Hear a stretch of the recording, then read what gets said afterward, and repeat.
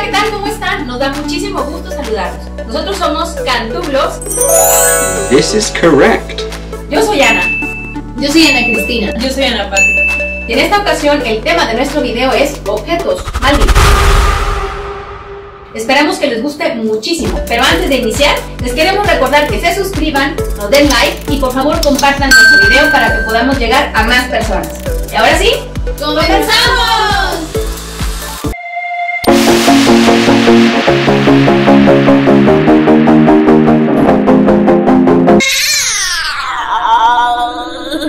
Yo les voy a hablar de un caso que se volvió famoso en Estados Unidos. Realmente, más que ser un objeto demoníaco, es un objeto turbio, incómodo. Y bueno, este se llama la varita diabólica o Evil Stick. Fue un juguete que lo lanzaron más o menos por ahí del 2014. Pero antes de contarles sobre este juguete, quiero contarles desde mi experiencia. Bueno, más o menos por ahí del 2014 que salió este juguete y que se dio a conocer en algunos portales, más que nada en Estados Unidos, pero también aquí en México.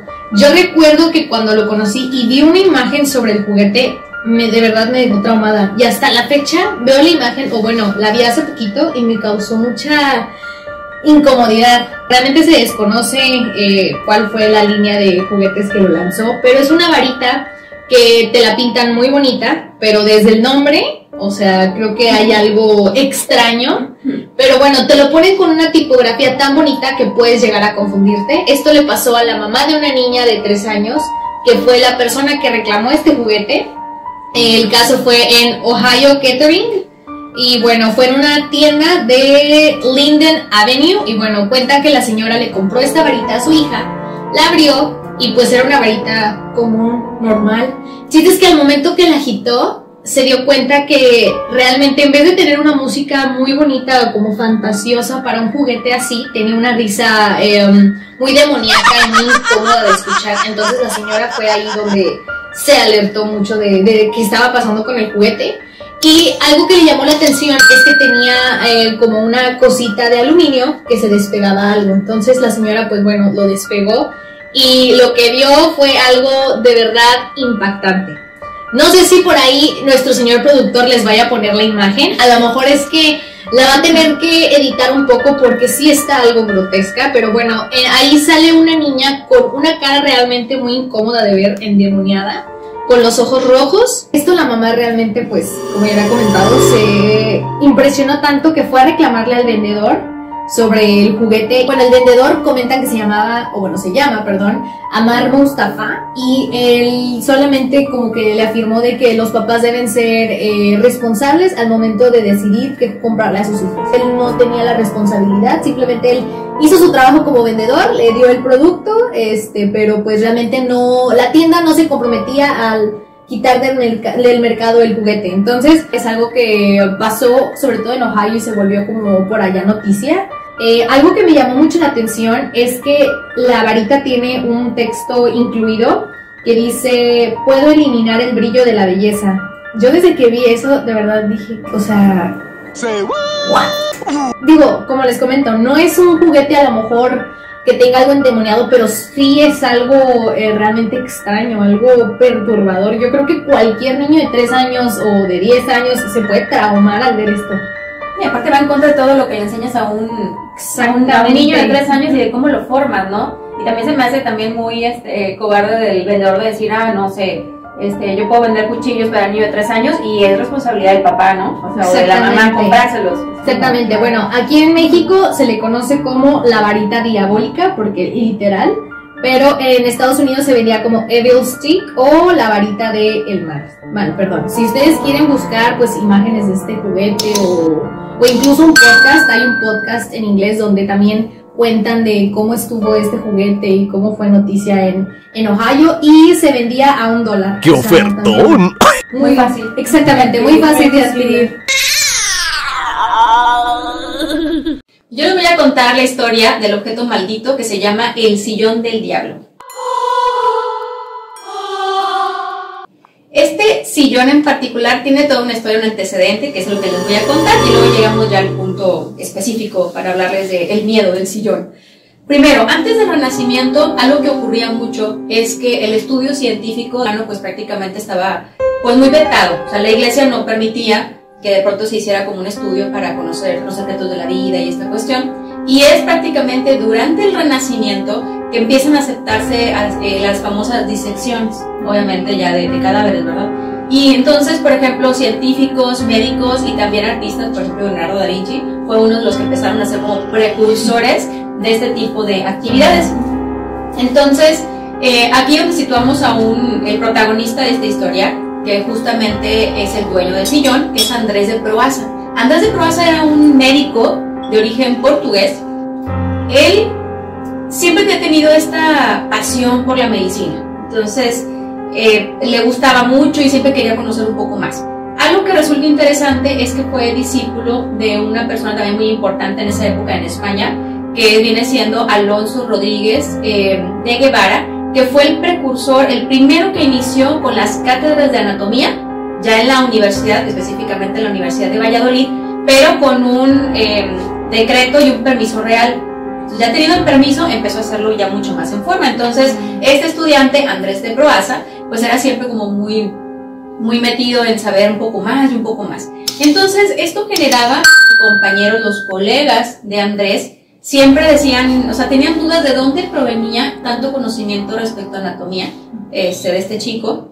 Inclusive empezaron a generar un rumor de que él tenía un pacto con el diablo, que tenía un pacto con Satanás y que Satanás le daba mucha información al respecto. Y esto era porque sabía muchísimo de este tipo de cosas y adicionalmente, pues no le ayudaba que aparte, o sea, adicional a que él era portugués, también tenía origen, o sea, parientes de origen judío. Entonces se combinaban las dos cosas y todos decían que tenían pacto. Resultó ser que cerca de la calle, un buen día, cerca de la calle donde estaba alquilando su casa, Andrés de Proaza, desapareció un niño de 9 años. Entonces toda la gente de ahí decían que se había desaparecido muy cerca de la casa de Andrés. Entonces empezó a correr un rumor en donde mucha gente decía que de la casa de Andrés una noche se habían escuchado gritos, llanto en el sótano de la casa. Ya lo que decían es que por uno de lo que es el agua, ¿no?, que está por el desagüe y que iba justamente a uno de los ríos, un ramal del río Esgueva, que estaba cerca de la casa de Andrés, decían que se había visto restos de sangre. Entonces la gente empezó a comentar que algo había ocurrido en la casa de Andrés y que Andrés se había llevado al niño. ¿Qué ocurrió? Pues se le dio parte a las autoridades entran en el domicilio de este chico, de esta persona, y cuando están adentro ingresan al sótano y cuando llegan al sótano, pues el espectáculo es terrible.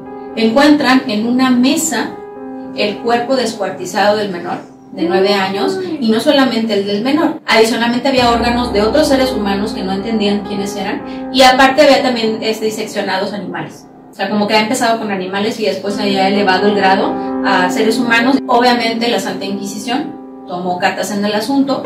Andrés fue sacado y removido de su domicilio, y fue también encarcelado y torturado para entender qué es lo que había pasado y si realmente querían saber que él lo había hecho. Durante la tortura, él repitió una y otra vez que él no tenía ningún pacto con el demonio, en absoluto, que lo más cercano que él estaba de la magia negra era que de pronto pues tenía como un frenesí o entraba en trance cuando él se sentaba en un sillón que tenía en su escritorio para poder hacer notas de todo lo que veía en estas disecciones, y que adicionalmente entraba en un momento en que empezaba a escuchar y ver fenómenos de tipo sobrenatural. Entonces él decía que es cuando el diablo o el demonio se hacía presente y sentía que le hablaba a través de esa silla. La iglesia considera en ese momento que el sillón también es algo muy peligroso y decide, uno, condenar a Andrés de Proaza a la hoguera. Él muere quemado en la hoguera como resultado del crimen, los crímenes que había cometido, y este sillón es removido de la casa y se la llevan a la Universidad de Valladolid. Ahí se lo llevan, dicen que tiene que estar bajo observación. ¿Qué fue lo que ocurrió? Que durante los siguientes años el sillón estuvo ahí empolvándose hasta que un buen día le llaman bedel, o que es prácticamente un conserje de la universidad, quien de pronto está viendo las entradas, las salidas, cuidando la infraestructura de ese centro educativo, pues se le hizo fácil sentarse en el sillón. Previo a esto, antes de cuando fue encontrado, el sillón venía con una descripción donde decía que solamente una persona con título de medicina podía y era aceptado que se sentara en el sillón. Eso es lo que dicta la escritura, digamos, de la advertencia del sillón. Si alguien que no es médico se sentara, entonces moriría a los 2-3 días. Pues nadie sabía, simplemente pues, quedó removido, quedó en el olvido, ¿no? Después de muchos años, esta persona se sienta y a los 2-3 días aparece muerto en el sillón. ¿Qué es lo que sucede? Bueno, resulta ser que cambian de conserje, que llega y que lo sustituye, y el sillón se queda ahí sin ningún tipo de advertencia. Todos pensaron que era una coincidencia y ocurre exactamente lo mismo. La persona durante una ronda pues está cansado, se sienta y a los 2-3 días muere. Esto obviamente ya hizo que le empezaran a tener pues mucho miedo al objeto, y lo que ocurre es que lo llevan a la capilla de la universidad, voltean el sillón, o sea, lo ponen boca abajo y lo fijan a cierta altura de tal forma que nadie pudiera sentarse, y ahí permaneció durante muchos años. Un dato curioso que dio Andrés de Proaza durante su confesión es que ese sillón había sido regalado a él por un nigromante. Entonces, que es una persona que prácticamente tiene, bueno, es como un brujo, un poder de adivinación que proviene de los muertos, que habla con los muertos. Entonces esta persona le había regalado el sillón. El sillón dicen que es un sillón muy sencillo, que tiene lo que es el asiento y el respaldo hechos de piel. Está elaborado de madera de nogal y tiene los posabrazos, son desmontables. Entonces este sillón, de alguna forma, pues nadie quiso quedarse con el sillón. Cuando empiezan a demoler la Universidad de Valladolid, pasa a lo que es su estancia actual. Desde 1968 está prácticamente en el Museo de Antropología de Valladolid, para que la gente pueda ir, en la sala 14, y ahí está, pero obviamente tiene un cordoncito, ¿no?, a la altura del asiento, tomado de los posabrazos, justamente para que nadie se le ocurra sentarse. Entonces la historia dice que al final el sillón nadie se le quiere acercar, pero ¿ustedes qué opinan? ¿Les gustaría sentarse en este enigmático sillón? ¿Ustedes qué creen? Yo no. Yo paso. Yo les voy a hablar de el espejo de la plantación Myrtle.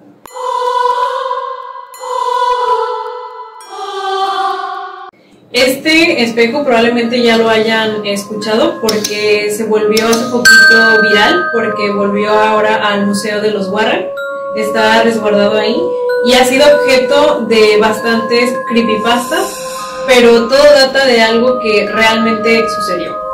Esto pasa en el siglo XIX. El lugar donde estaba el espejo era un edificio de gobierno que estaba en Luisiana, y básicamente se dice que se construyó arriba de un terreno que era un cementerio indígena. Entonces como que desde ahí ya tenían como cuestiones medias extrañas en la casa. Aunado a esto, pues las personas que vivían ahí eran de muchísimo dinero y tenían esclavos a su servicio las 24 horas. Se dice que precisamente la dueña, la mujer, era la que era muy grosera y maltrataba constantemente a los esclavos. Hubo un momento en el que uno de los esclavos se levantó ya en contra de ella y envenenó a la familia, pero solo logró envenenar a 3 miembros, dejando a uno de los niños huérfanos. En ese entonces se creía que los espejos se tenían que cubrir cuando alguien fallecía porque el espíritu podía quedarse a vivir ahí. Y dicen qué es lo que pasó en este lugar. Al momento de que encuentran culpable al esclavo que los mató, lo cuelgan a él de un árbol. Y desde ahí se desatan bastantes cosas como que en la casa. Incluso hay manera en la que ustedes se pueden hospedar ahí. Hay muchos huéspedes que afirman que ven salir personas del espejo, pero que no es como que vi una sombra, o sea, es algo corpóreo, y que siempre es como que en la noche, y sobre todo conforme van pasando los días, dicen que notan como manitas de niños así pegadas en el espejo. De hecho hay varias imágenes y se ven, pero cuando tú pegas obviamente las manos en el espejo pues se ve el reflejo así, pero se ve como si vinieran desde adentro. O sea, no hay manera como de que alguien haya pegado sus manos, sí se ve como desde adentro. Y pues dicen que realmente los Warren, cuando fueron a investigar, encontraron muchas cosas extrañas, pero sobre todo muchos lamentos. Y se dice que en el museo se ha presentado el mismo tipo de actividad paranormal, por así decirlo, de que las manos se ven ahí, y cositas como medias extrañas, ecos que se escuchan desde adentro del espejo, y como rasguños, como si alguien intentara salir del espejo. Y mucha gente decía que era realmente el lugar el que le dio como pues la característica paranormal de que sucedieran cosas por el ser un cementerio indígena. Pero a partir de que se llevan ellos el espejo, dejan de pasar cosas realmente en la finca. Entonces, pues mucha gente le atribuía esa parte como de lo paranormal al lugar hasta que fue retirado el espejo. De hecho, primero fue retirado por un tiempo y pensado llevarse a un museo como de cosas paranormales, hasta que el gobierno intervino y dijo, bueno, ya si los Warren tienen este museo como con las protecciones especiales para ese tipo de cosas, pues se los mandamos. O sea, ellos en ningún momento pidieron tenerlo ni nada, pero dicen que lo tienen como en una parte como de una vitrina, pero que se escucha como si alguien quisiera salir del espejo. Entonces, miedo. Sí, está fuerte, pero siento que es algo que, a pesar de que a lo mejor la gente puede decir ese lugar, es el ambiente, o sea, realmente es de las pocas veces que he visto que es el objeto como tal el que guarda esa carga. Entonces, nunca he escuchado el nombre. Siento que siempre en las películas de terror hay esa escena donde se está viendo la protagonista en el espejo y pasa algo. Pero, o sea, qué interesante que si hay un espejo donde ocurren como cosas así. Que normalmente ya los espejos, por sí solos, por ser un espejo, ya es un portal. Incluso dormir, ¿no? Exacto, reflejar en el espejo ya tienes tus asegúnes. Ahora imagínate sabiendo que puede salir algo. Lo que siento, entonces, y a mí lo que me llamó mucho la atención es que no es como que vi una sombra, sino que algo corpóreo sale de ahí. O sea, como que sí es una energía muy fuerte la que se tiene en el espejo. Entonces, qué complicado. Exactamente. Esto fue todo por el video de hoy. Nos gustaría que nos comentaran qué les pareció este video, también algunas sugerencias, opiniones, comentarios. No sé qué les pareció a ustedes este video. Me gustó. Sí, la verdad es que a mí me llamó mucho la atención cómo cada uno habló de diferentes objetos y también que nuestros objetos son de diferente época. Y bueno, antes de irnos queremos recordarles, por favor, no olviden suscribirse, darle like, activar la campanita y sobre todo seguir compartiendo contenido de nosotras para que puedan ver más y más y podamos llegar a más personas. Esto fue Cantu Vlogs y nos vemos. Bye.